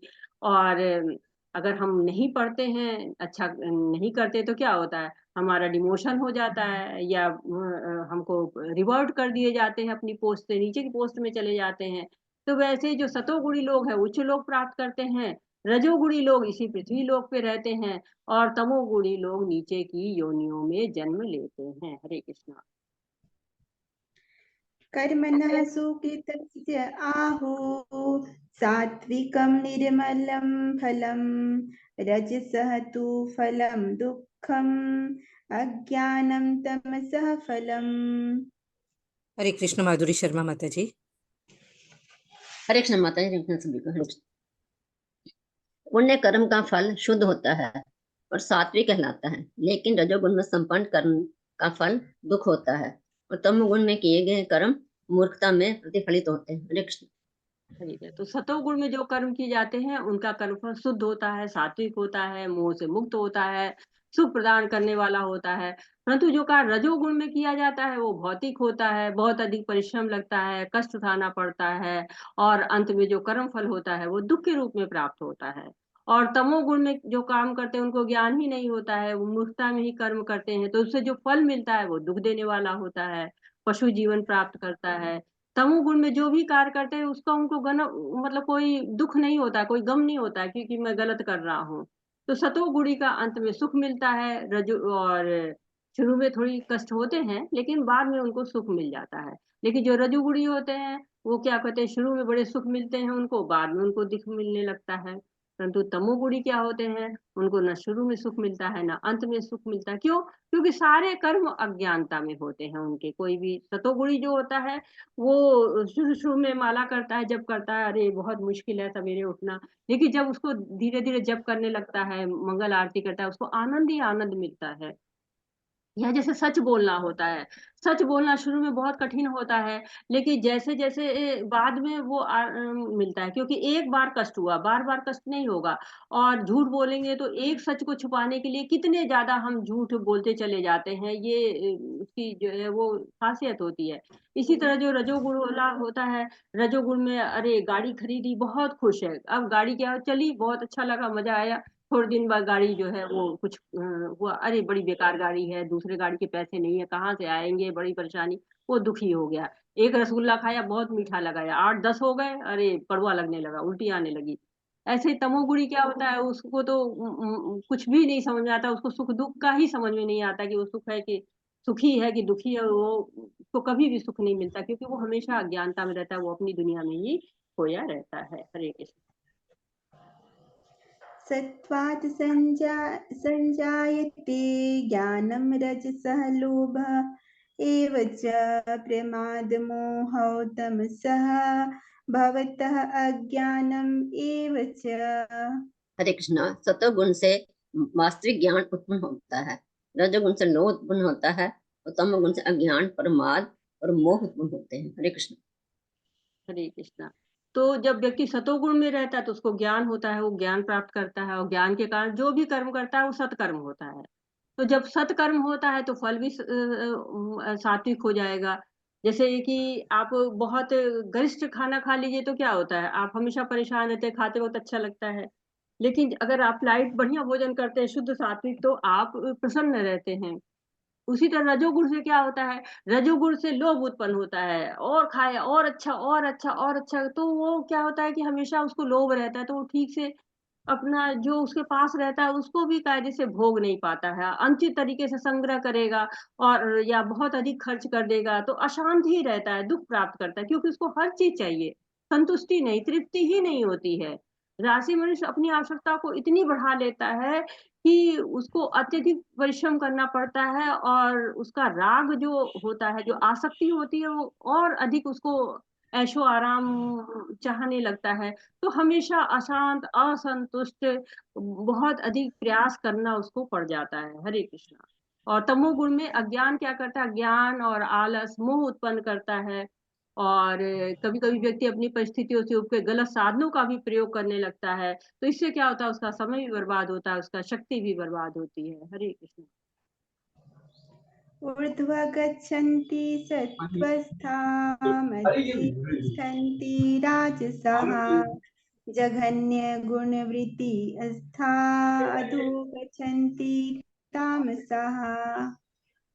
सतोगुणी व्यक्ति क्रमशः उच्च लोकों को पर जाते हैं, रजोगुणी इसी पृथ्वी में रह जाते हैं, जो अत्यंत ग्रहित तमोगुण में स्थित हैं वे नीचे नर्क लोकों में जाते हैं। हरे कृष्ण। धन्यवाद माता जी। इस श्लोक में तीनों गुण किस गति को प्राप्त करते हैं उसकी बात की गई है कि सतोगुणी उच्च लोक जाने के योग बनते हैं, उच्च लोकों में चले जाते हैं, रजोगुणी पुनः इसमें यहाँ जन्म लेते हैं, और तमोगुणी नीचे की योनियों में यानी नीचे के लोकों में जाते हैं। तो हमें क्या प्रयास करना है कि कम से कम हम सतोगुणी तो बने रहें, ताकि हम ऊंचे लोकों में जाएं, हमको दोबारा जो है वो यहाँ पर न आना पड़े, नीचे के लोकों में न जाना पड़े, इतना तो हमें प्रयास करना चाहिए। तो वो होता कैसे है, भक्ति के द्वारा होता है। जैसे हवाई जहाज होता है, हवाई जहाज को ऊपर उड़ने के लिए प्लेटफॉर्म की, रनवे की जरूरत पड़ती रहती है, बिना रनवे के कोई हवाई जहाज नहीं उड़ सकता है। उसी तरह हमारा सतगुण क्या है, रनवे है, उस पर हमारी भक्ति को उड़ान भर सकते हैं।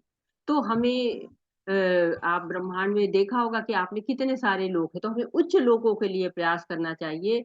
और भौतिक संसार में जो सबसे उच्च लोक है वो ब्रह्म लोक कहा जाता है, ब्रह्मा जी का लोक है, और वहां भी पुनरावृत्ति लगी रहती है। कहते हैं आ ब्रह्म भुवन लोका पुनरावर्तिनो अर्जुनो माहु कोयते तु कौन्तेय पुनर्जन्म न विद्यते। तो आपको ब्रह्म लोक तक जाने के लिए फिर जन्म मरण के चक्र में आना पड़ता है, लेकिन जो भगवान के पास चला जाता है उसका पुनर्जन्म नहीं होता है। तो मतलब कह रहे हैं कि ब्रह्मा जी के निवास से भी ऊपर हमारा निवास है, भगवान कह रहे हैं तुम वहां तक जाने के लिए प्रयत्न करो, ऐसे लोग में जाओ जहां से वापस ही ना आना पड़े। उसके लिए करना क्या होगा, भक्ति करनी होगी। तो सतोगुणी से शुद्ध सतोगुणी बनना होगा। वो हम भक्ति की जो उच्चतम गति है, भगवान की परम धाम है, वहां तक पहुंचना उच्चतम गति माना जाता है, परम गति माना जाता है।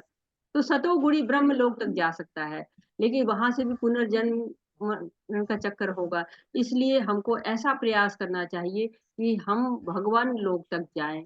इसके लिए क्या करना है, कम से कम हम सतोगुणी तक रहे और वहां से प्रयास करके गोलोक धाम, जितना ऊपर जाएंगे उतने और ऊपर जाने के लिए हमको जो है तैयार हो जाएंगे हम। हरे नान्यं गुणेभ्यः कर्तारं यदा दृष्टानुपश्यति गुणेभ्यश्च परं वेत्ति मद्भावं सोऽधिगच्छति। हरे कृष्णा। ओम प्रकाश प्रभु जी अनम्यूट करें। हरे कृष्णा। ओम प्रकाश प्रभु जी। हरे कृष्णा माता जी, दंड प्रणाम। पढ़िए प्रभु जी। जब कोई यह अच्छी तरह जान लेता है कि समस्त कार्यों में प्रकृति में तीनों गुणों के अतिरिक्त अन्य कोई करता नहीं है, और जब वह परमेश्वर को जान लेता है जो इन तीनों गुणों से परे हैं, तो वह मेरे दिव्य स्वभाव को प्राप्त होता है। हरे कृष्णा माता जी, दंड प्रणाम। हरे कृष्णा प्रभु जी। तो कहते हैं कि पृथ्वी तो जो है दुखालय माना ही गया है, और हम भाग्यशाली हैं कि हम भक्ति कर सकते हैं, क्योंकि देवता भी तरसते हैं यहाँ आने के लिए कि भक्ति करके हम आध्यात्मिक लोक तक पहुंच जाएं। लेकिन वास्तविक ज्ञान क्या है कि भगवान को प्राप्त करना। भगवान ही सब चीजों को नियंत्रित करते हैं। अखिल जगत गुरु कहा गया उनको। हम लोग जब मंगल आरती करते हैं तो वहां भी कहते हैं साक्षात हरितेन समस्त शास्त्र। तो समस्त शास्त्रों में कौन है? भगवान ही का वर्णन है। तो ये 3 गुणों को पाने का तरीका बताया गया। भगवान कह रहे हैं कि प्रकृति के गुण सारे कार्य करवाता है। जब ये व्यक्ति को पता चल जाता है तो क्या करता है वो? हमको पता चल जाए कि हम कहीं फंस गए तो हम बाहर निकलने का प्रयास करते हैं। तो एक विशेष प्रकार का जो हमें शरीर मिल जाता है, कोई भी शरीर, तो उसके अनुसार ही हमको कर्म करना पड़ता है। जैसे हाथी का शरीर हमको मिल गया तो हम जरा सा खा के नहीं रह सकते, हमको ढेर सारा खाना पड़ेगा। मछली का शरीर मिल गया तो हम जमीन पर नहीं रह सकते, हमको पानी में ही रहना पड़ेगा। सांप का शरीर मिल गया तो हम चिड़िया जैसे नहीं उड़ सकते, और चिड़िया जैसे हो गए तो हम पानी के अंदर नहीं रह सकते। तो हमें करना क्या है? हमें प्रकृति के गुणों से बाहर निकलना है, भगवान के दिव्य स्वभाव को प्राप्त करना है। और कैसे मिलेगा वो? भक्ति के द्वारा ही मिल सकता है। तो हम जैसी इच्छा करते हैं वैसा ही शरीर हमको मिल जाता है, और हम प्रकृति के 3 गुणों में बच जाते हैं, और भक्ति इससे बाहर निकाल सकती है। और भगवान इससे बाहर निकाल सकते हैं जब हम भक्ति करेंगे, भगवान से कहेंगे हरे कृष्णा, तो भगवान हमको आके उस भव सागर से पार लगाएंगे। तो भक्ति केवल कब हो सकती है? मनुष्य की योनि में हो सकती है। इसलिए मनुष्य योनि में ही हमें भक्ति करके इससे पार करने का प्रयत्न करना चाहिए। और जो इस बात को जानता है वो भक्ति करता है, और उस पर प्रकृति के गुणों का प्रभाव क्या होता है? धीरे धीरे कम होता जाता है, धीरे धीरे घटता चला जाता है। गुणान एतान अतीत्य त्रीन देहि देह समुद्भवान जन्म मृत्यु जरा दुख विमुक्तः अमृतम अश्रुते। हरे कृष्णा। जब देहधारी जीव भौतिक शरीर से संबंध इन तीनों गुणों को लांघने में समर्थ होता है तो वह जन्म मृत्यु बुढ़ापा तथा उनके कष्टों से मुक्त हो सकता है और इसी जीवन में अमृत का भोग कर सकता है। हरे कृष्णा। हरे कृष्ण। तो ये बड़ा होप गिविंग श्लोक है कि आशान्वित करता है कि हम समर्थ हैं, हम इन 3 गुणों को लांघ सकते हैं, हम में शक्ति है, हम इनसे परे जा सकते हैं। भगवान कह रहे हैं कि जो ये शरीर हमको मिला हुआ है, इस शरीर के साथ ही, बिना इसको त्यागे ही हम इसी शरीर के द्वारा ही भक्ति कर सकते हैं और भगवत धाम जा सकते हैं। तो अब हमको कुछ भी नहीं सोचना है कि हमें क्या करना है। अब हमें केवल भगवान की भजन करना है। कहते हैं जब जागो तभी सवेरा। तो आध्यात्मिक उन्नति जब हम करेंगे कैसे? जब हमको आध्यात्मिक ज्ञान होंगे, और जब आध्यात्मिक ज्ञान हो जाएगा तो क्या होगा? हम जो है वो प्रकृति के गुणों से मुक्त हो जाएंगे। और भक्ति क्या है? इसमें सहायक होती है। बिना भक्ति के हम प्रकृति के 3 गुणों से पार नहीं पा सकते हैं। तो 12 महाजन हैं हमारे, जो उन्होंने इसको पार कर लिया हुआ है। इस क्या कहते हैं कि क्या कहते हैं, इस भौतिक गुणों से ऊपर हो गए, गुणातीत हो गए हैं, या कहें मुक्त हो गए हैं, कष्टों से मुक्त हो गए हैं। तो वो कौन लोग हैं? हरे कृष्ण। माता जी आगे पढ़ लो। अच्छा।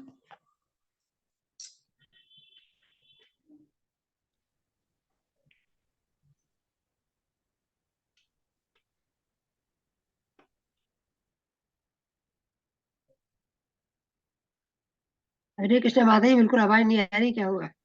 जी 12 जी आप म्यूट हो गए हैं। आवाज नहीं आ रही। 12 महाजन को मैंने पूछा है, 12 महाजन कौन से हैं जो मुक्त हो चुके हैं? हरे कृष्ण माता जी। माता जी। ब्रह्मा विष्णु शिव प्रहलाद महाराज पितामह भीष्म ब्रह्मा शिव नारद प्रहलाद यमराज नारद, हाँ, भीष्म पितामह जनक सुखदेव, जनक महाराज, सुखदेव जी। तो और कोई बताना चाहेगा? 2 आवाजें आती हैं तो थोड़ा सा कंफ्यूजन होता है। एक ज्योति माता जी आप बताएं। हाँ, हरे कृष्ण माता जी। ब्रह्मा विष्णु नारद मुनि जनक महाराज प्रहलाद महाराज कृपाचार्य और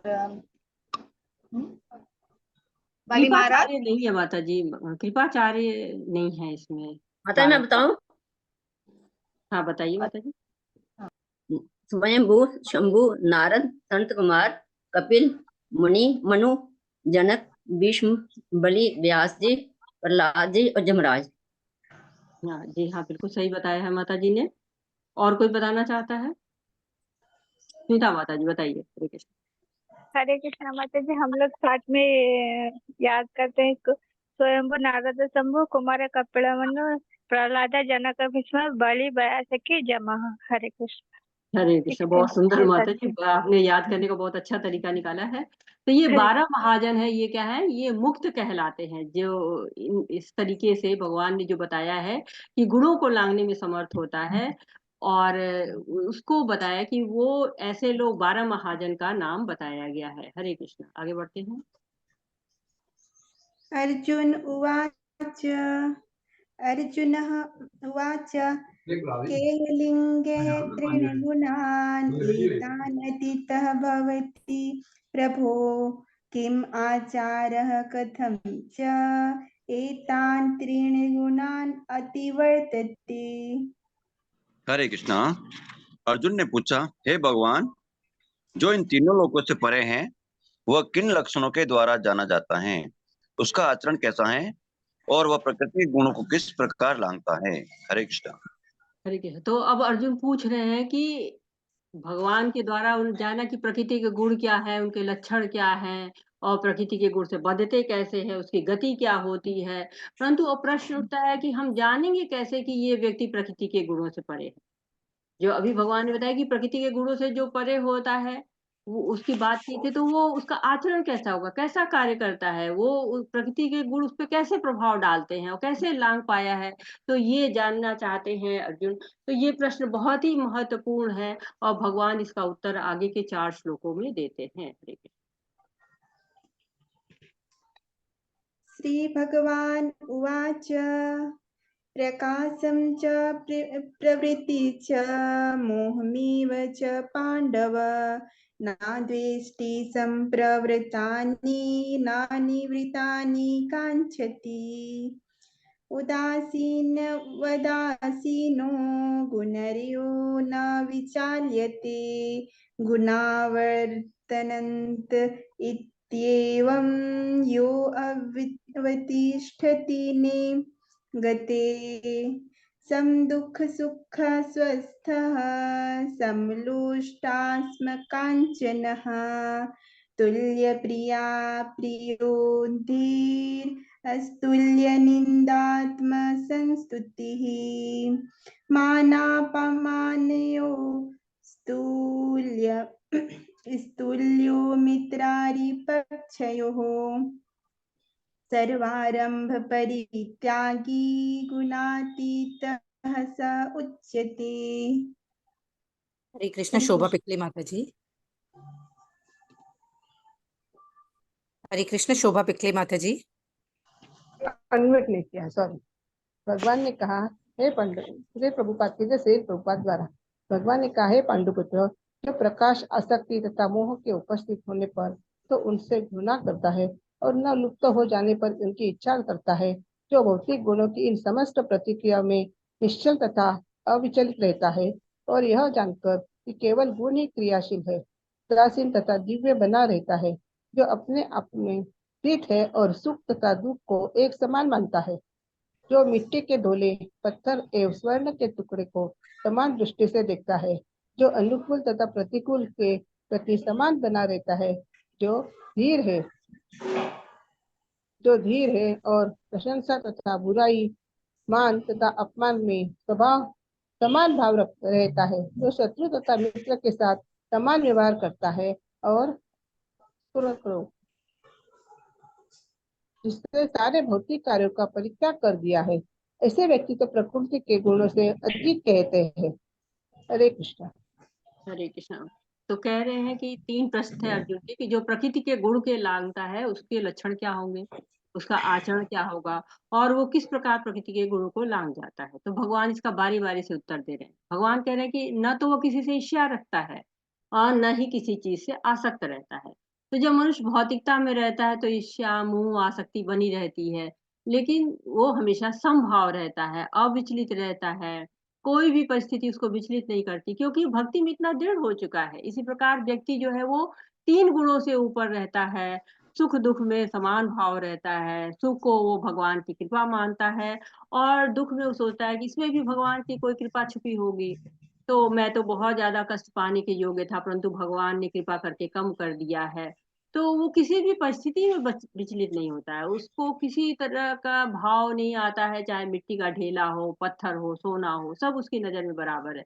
तो ऐसा नहीं है कि उसको पता नहीं है कि सोना मूल्यवान है, उसको पता है, लेकिन उसको लालच नहीं है, उसको आसक्ति नहीं है। ऐसा नहीं है कि उसको पता ही नहीं कि सोना कहाँ रखना चाहिए, मिट्टी कहाँ रखना चाहिए। वो सोने को पेपर वेट की तरह नहीं इस्तेमाल करता है, लेकिन वो जो भी कुछ उसके पास है वो भगवान की सेवा में लगा देता है। तो प्रभुपाद जी से किसी ने पूछा था कि अगर आपको ढेर सारा सोना मिल जाए, ढेर सारा पैसा मिलेगा तो क्या करेंगे? तो उन्होंने कहा मैं भगवान की सेवा में लगा दूंगा। तो सामान्यतः लोग सोचते हैं कि भक्त बन गए तो भौतिक चीजों का क्या करें। देखिए भक्त क्या करता है, आसक्ति नहीं रहती उसको, वो सब कुछ भगवान की सेवा में अर्पण कर देता है। तो प्रभुपाद जी ने देश विदेश में इस्कॉन के ढेर सारे मंदिर बनाए, बहुत सी भाषाओं में भगवत गीता का, भागवतम का अनुवाद किया। तो जो भी धन उनके पास था या जो भी लोगों से मिला, वो सब भगवान की सेवा में उन्होंने अर्पण कर दिया। तो प्रभुपाद जी ने वो सब करके दिखाया है। ईशोपनिषद में कहा गया कि सभी चीजें भगवान की हैं, भगवान के द्वारा ही नियंत्रित हैं।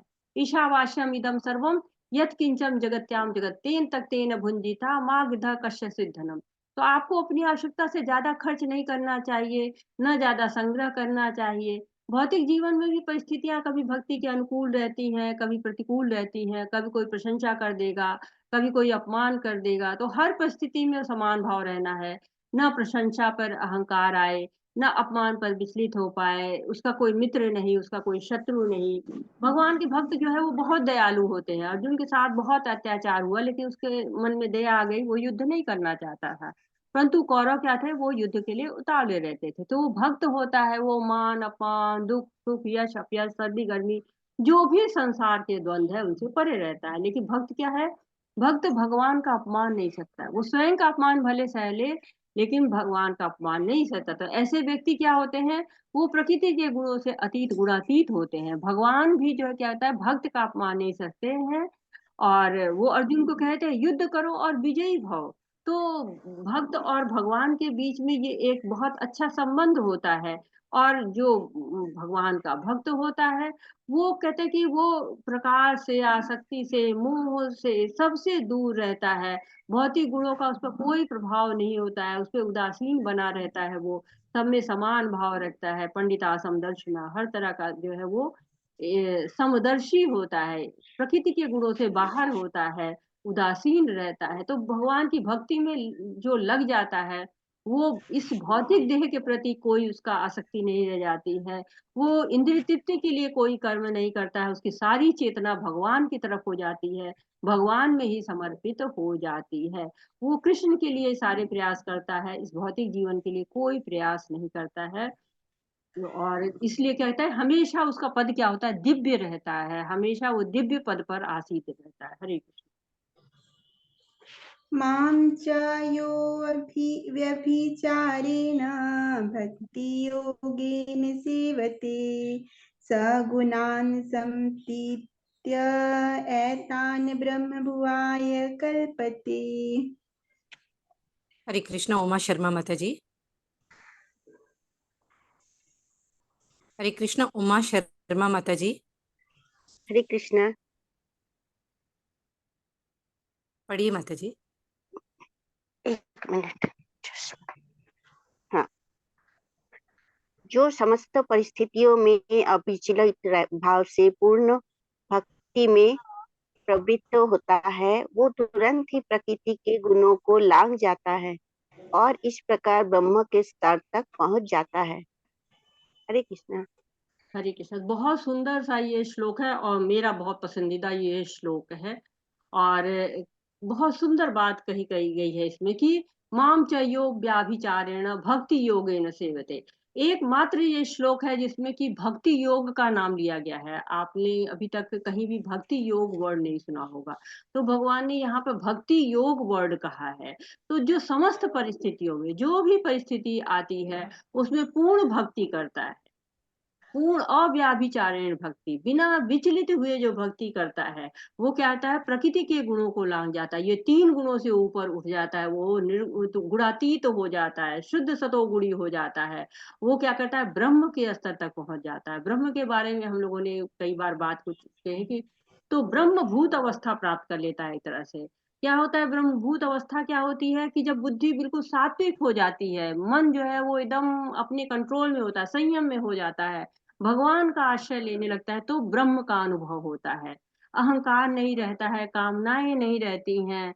और जो हम लोगों ने भागवतम पढ़ते हैं सब लोग, भगवत गीता में भी ब्रह्मभूत प्रसन्नात्मा न शोचति न कांक्षति कहा है, और भागवतम में भी कहा गया है कि ज्ञान से भी मुझे संन्यस्त करे। तो ज्ञान जो है वो जो ज्ञान से अज्ञान से सबसे परे हो जाए, ज्ञान से भी संन्यस्त करे, यानी कि ज्ञान से भी वो संन्यास लेना चाहता है भक्त। तो कहते हैं कि ज्ञान अज्ञान सबसे परे जो ब्रह्म का अनुभव करने लगता है, ब्रह्म की अवस्था में जो चला जाता है, इंद्रिय विषयों से अनासक्ति हो जाती है, देहात्म बुद्धि से रहित हो जाता है, भौतिक सुखों की आकांक्षा नहीं रहती है, पंडिता समदर्शिना हो जाता है। यही क्या होता है, ब्रह्मभूत अवस्था होती है। न शोचति, हमेशा प्रसन्न रहता है। और आचार्य लोग तो यहाँ तक कहते हैं कि सूक्ष्म शरीर का भी परित्याग करके जो आत्म स्वरूप में प्रतिष्ठित हो जाता है वो ब्रह्मभूत कहलाता है। तो चैतन्य महाप्रभु जो है वो इसको कहते हैं कि ये भक्ति का उच्चतम प्लेटफॉर्म नहीं है, सबसे ऊंचा रूप नहीं है, ये क्या है, भक्ति की जो भक्त का जो कहते हैं पहला प्लेटफॉर्म है, पहले प्लेटफॉर्म पे भक्त पहुंच जाता है। तो जो परम सत्य है उसको 3 स्तर होते हैं जो हम जाते हैं, ब्रह्म, परमात्मा और भगवान। तो वो ब्रह्म के स्तर पर वहां पहुंच जाता है, भगवान की अनुभूति उसको शुरू होने लगती है। जो भगवान का जो तेजोमय स्तर है, तेज जो भगवान का होता है, उसको उसकी प्राप्ति हो जाती है। तो जो है वो अब इस भौतिक जीवन के प्रति कोई आसक्ति नहीं, इस भौतिकता के प्रति आसक्ति उसकी समाप्त हो जाती है। हरे कृष्ण। ब्रह्मणो हि प्रतिष्ठाहम् अमृतस्य आव्ययस्य च शाश्वतस्य च धर्मस्य सुखस्य एकांतिकस्य च। हरे कृष्ण। और मैं ही उस निराकार ब्रह्म का आश्रय हूँ जो अमर्त्य, अविनाशी तथा शाश्वत है और चरम सुख का स्वाभाविक पद है। हरे कृष्ण। हरे कृष्ण। तो ब्रह्मणो ही प्रतिष्ठा हम, यहाँ पर भगवान बिल्कुल साफ सुथरा कह देते हैं। बहुत लोगों को जो थोड़ा सा भ्रम रहता है कि ब्रह्म अलग है भगवान अलग है, तो भगवान कह रहे ब्रह्मणो ही प्रतिष्ठा हम, मैं ही उस निराकार ब्रह्म का आश्रय हूँ। तो भगवान बता रहे आधार भगवान है, चाहे वो निराकार स्वरूप हो चाहे वो साकार स्वरूप हो। निराकार स्वरूप अलग नहीं है, वो भी भगवान की ही अनुभूति है। तो हम जब तीनों गुणों को लांघ जाते हैं तो ब्रह्म को जानते हैं। अब हम पहले प्लेटफॉर्म पर पहुंचे। अब जब भक्ति आगे बढ़ती है, अब वहां से भक्ति आसान भी हो जाती है, क्योंकि भौतिकता को पीछे छोड़ा है हम और भगवान की नगरी में गेट पे पहुंच गए, अब हमको दर्शन होने शुरू हो गए हैं। तो अब हमें क्या करना है, और अंदर जाना है। अब हमें भगवान की जो है बिल्कुल स्वरूप का, उनके बिल्कुल घर के अंदर प्रवेश पाना है। अभी तो हम किसको देख रहे हैं, बाकी बॉडीगार्ड वगैरह को देख रहे हैं, उनके सुंदर भवन को देख रहे हैं, तेज को देख रहे हैं उनको। अभी स्वरूप हमें नहीं दिखा है, अभी तेज केवल दिखा है। अब जो हम भगवान के जो है पास जाना है, हमें उनके दर्शन करने स्वरूप के, तो और 3 गुणों से ऊपर आना होगा। भगवान के श्याम सुंदर से जो शरीर से जो प्रकाश निकल रहा है, ब्रह्म ज्योति निकल रही है, उससे परे जाकर हमको भगवान की त्रिभंग ललित मुद्रा को देखना है। कहते हैं श्यामम त्रिभंग ललितम नित्य प्रकाशम गोविंद आदि पुरुषम तमहम भजामी। तो वो जो श्याम सुंदर नित्य प्रकाशमान है, उसके जो है वो उसका मैं भजन करता हूँ, उस गोविंद का मैं भजन करता हूँ, ऐसा कह रहे हैं ब्रह्मा जी। तो हम तो बहुत साधारण लोग हैं, तो जो हमारी भक्ति आगे बढ़ती है तो हम भगवान की सेवा करते हैं और उनको प्रत्यक्ष साकार रूप में तब देख सकते हैं। किसी भी निराकार का आधार साकार होता है, किसी भी कोई भी निराकार वस्तु हो। जैसे कि प्रकाश होता है, तो प्रकाश कहाँ से आ रहा है, उसका आधार सूर्य है। भले हमें रोशनी दिख रही है, इसका अर्थ नहीं है ये कि कोई ना कोई है, कुछ ना कुछ है जिसके द्वारा रोशनी आ रही है, चाहे वो सूर्य है या रात में चंद्र का प्रकाश है, दिन में सूर्य दिखाई देता है तो सूर्य की रोशनी हो सकती है, रात में चंद्र का प्रकाश हो सकता है, या अगर चंद्र नहीं हम घर के अंदर है तो बल्ब का प्रकाश हो सकता है, बल्ब नहीं हो तो मोमबत्ती का, या जो भी कोई ना कोई चीज है जिसके आधार पर आपको रोशनी दिख रही है। वैसे ही सुगंध निराकार होती है, परंतु उसका आधार क्या होता है? उसका आधार फूल होता है। बिना फूल के या बिना किसी सुगंध के, चंदन के कोई खुशबू नहीं आ सकती, कोई ना कोई आधार है। तो बिना साकार के हम निराकार स्वरूप की कल्पना भी नहीं कर सकते हैं। तो हमको भागवतम में हमने 3 रूपों के बारे में पढ़ा हुआ है कि वदंती तत्त्वविदस्तोम यज्ञानम द्वयम् ब्रह्मेति परमात्मेति भगवानेति सत्य। तो हम परम सत्य को ब्रह्म परमात्मा और भगवान के रूप में जान सकते हैं। ये कई शास्त्रों में इसकी पुष्टि भी की गई है। तो अब हमको धीरे-धीरे अपने आप को तैयार करना चाहिए भक्ति के लिए। जब भगवान बता रहे हैं हमको कि आप जो है वो भगवान तक पहुँच सकते हैं, हमारे लिए रास्ता बता रहे हैं कि 3 गुणों से हमें ऊपर बढ़ना है। हम भगवान के नित्य दास हैं। जब हम स्वयं को कर्ता मान के ही बन जाते हैं 3 गुणों की मेरे द्वारा हुआ है, तो हमें क्या करना है? नवधा भक्ति करके गुरु की सहायता से भक्ति करनी चाहिए, जिससे क्या होगा? हम प्रकृति के गुणों से दूर हो जाएँगे। और प्रकृति के गुण हमें कब-कब प्रभावित करते हैं, इसका हम अनुभव भी कर सकते हैं। समाज से भी अनुभव कर सकते हैं कि समाज किस गुण में जा रहा है। हमारा समाज देखिए क्या होता है, कभी कोई भजन कीर्तन करने लगता है, कभी भंडारा लगाने लगता है, लोगों को खाना खिलाने लगता है, कभी डीजे लगा के उछल-कूद करने लगता है।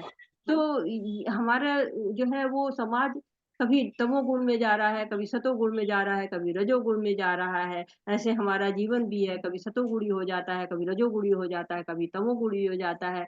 तो हमें क्या करना है? हमें इन गुणों की जकड़न से बाहर निकलना है। और इसके लिए सबसे आसान रास्ता क्या है कि हमको व्याभिचार में नहीं, अर्थात कि संबंधों में स्थिर रहना, भगवान के साथ अपने संबंध को स्थिर बनाना है। क्योंकि व्याभिचार होता है, विचलन होता है, और हमें विचलन के लिए नहीं जाना है, हमको भक्ति योगेन सेवते। तो भगवत गीता का एकमात्र श्लोक जो भक्ति योग की डायरेक्ट बात कर रहा है, तो हमें अब भक्ति का पता चल गया, भक्ति से हम युक्त हो सकते हैं, ये भी पता चल गया। तो हमें बिना फेल्योर के भगवान के जो है वो शुद्ध भक्त बनना है। प्रकृति के गुणों को लांघना है, क्योंकि प्रकृति के गुणों को लांघ कर ही हम भगवान के पास जाने का एक रास्ता और आगे निकाल सकते हैं और आगे की बढ़ सकते हैं। तो इस अध्याय में हमने जाना कि भौतिक गुण जो है वो आत्मा को बंधन में डालते हैं, और गुणों के द्वारा जो है वो बंधन का प्रभाव पड़ता है हमें। तो हमें गुणों को पार पाना है, गुणातीत बनना है, और गुणातीत के हमने लक्षण जाने, आचरण जाना, और ब्रह्म के स्तर तक पहुंचने की बात भगवान ने बताई। और भगवान ने ये कहा कि उस ब्रह्म के आधार में ही हूँ। तो वाञ्छाकल्पतरुभ्यश्च कृपा सिन्धुभ्य एव च पतितानां पावनेभ्यो वैष्णवेभ्यो नमो नमः। अनंत कोटि वैष्णव वृंद की जय, शीला प्रभुपाद की जय। हरे कृष्ण हरे कृष्ण माता जी। कृष्ण कृष्ण हरे माता जी हरि बोल। माता जी हरि बोल। हरे हरे माता जी बिल्कुल जय हो परफॉर्मेंस आज आपका। हरे हरे हरे कृष्णा माता कृष्ण जी। माता जी, बहुत बहुत धन्यवाद। हरे कृष्ण माता जी। हरे माता जी, श्लोक पढ़ने में किसी तरह की त्रुटि हुई हो तो क्षमा करें माता जी। माता जी, बस बहुत थोड़ा बहुत सा धन्यवाद आपका। सब लोगों ने जिसने जिसने पढ़ा है सबका बहुत बहुत धन्यवाद, सबको बहुत बहुत धन्यवाद है। और किसी का कोई प्रश्न है, कोई सुझाव है, कोई ऐड करना चाहते हैं कुछ, तो हरे कृष्ण। माता जी, सुधीर प्रभु जी ने लिखा है, how a born baby attach 3 Guna of nature. हाँ, जैसे ही बच्चा जो है वो जन्म लेता है तो क्या होता है, इस प्रकृति में आता है, प्रकृति के गुण से बंध जाता है। जैसे ही वो यहाँ आता है, माया उसको चट से पकड़ लेती है। माया जो है बैठी रहे, तैयार रहती है कि कब आए और कब जकड़ ले। और देखिए आप उसका उदाहरण देखिए कि जैसे वो आता है वैसे वो रोना शुरू कर देता है। जबकि आत्मा क्या होती है? सच्चिदानंद आत्मा होती है। जब वो आता है सच्चिदानंद रूप में आता है, और जैसे ही भौतिक प्रकृति का संग पाता है वो रोना शुरू कर देता है। किस लिए? भौतिक भोगों के लिए। अब उसको क्या चाहिए? अब उसको सारे भोग चाहिए। माँ बाप उसके लिए सारे भोग इकट्ठा करते हैं, और वो जो गर्भ में रह के हरे कृष्णा कर रहा था, बाहर आते ही जहाँ उसको सुख मिलता है वो चैन की बांसुरी बजाने लगता है, आनंद से सोने लगता है। और जैसे उसको कष्ट होता है फिर वो रोता है, माँ फिर आती है, फिर उसको, तो ये माया में फिर वो पड़ना शुरू हो जाता है। तो माया जो है वो बहुत शक्तिशाली है, तुरंत पकड़ लेती है। जीव को, और जीव भी तुरंत जो है माया के चक्कर में आ जाता है। तो न्यू बॉर्न बेबी भी इसी तरह से माया से ग्रसित हो जाता है। हरे कृष्ण। हरे कृष्ण। और किसी का कोई प्रश्न है, कुछ सुझाव है, कुछ कहना चाहते हैं तो हरे कृष्ण माता जी, दंडवत प्रणाम। हरे कृष्ण मा- प्रभु जी। माता जी 12 महाजन वापस वो उसमें डाल देना ताकि याद कर सके माता जी ग्रुप में। ठीक है, ग्रुप में डाल दो जी। ठीक है माता जी। जो है हर्षा हरे माता जी ग्रुप में डाल दीजिएगा हमारा हरे कृष्ण। जी। हरे हरे कृष्ण माता ये जी। माता जी ने श्लोक का तरीका बताया तो बहुत अच्छा माता याद करने का। हाँ, माता जी रिकॉर्डिंग। हाँ, स्मिता आप माता जी लोगों कैसे, जी माता जी, स्मिता माता जी ने कैसे याद किया? हाँ, वो श्लोक लिख दे तो वो अच्छा तरीका है, यही कह रही थी मैं। आप लोग आनंद आया, समझ में आ रहा है? पहले तो मैं ये जानना चाहती हूँ कि बहुत आप लोग समझ सुंदर पा माता रहे जी, हैं? बहुत बहुत धन्यवाद। बहुत अच्छा समझ में आ रहा है माता जी, बहुत अच्छा, बहुत बढ़िया जहाँ भी लगता है। आपको लगे कि नहीं समझ में आ रहा है तो प्लीज आप लोग मुझे पर्सनली भी चाहे भेज सकते हैं, वैसे यहाँ भी प्रश्न कर सकते हैं, लेकिन अगर आपको कोई असुविधा हो रही है तो बताएं। और कोई भी जहाँ भी आपको नहीं समझ में आ रहा है वो आप हमसे पर्सनली भी बात कर सकते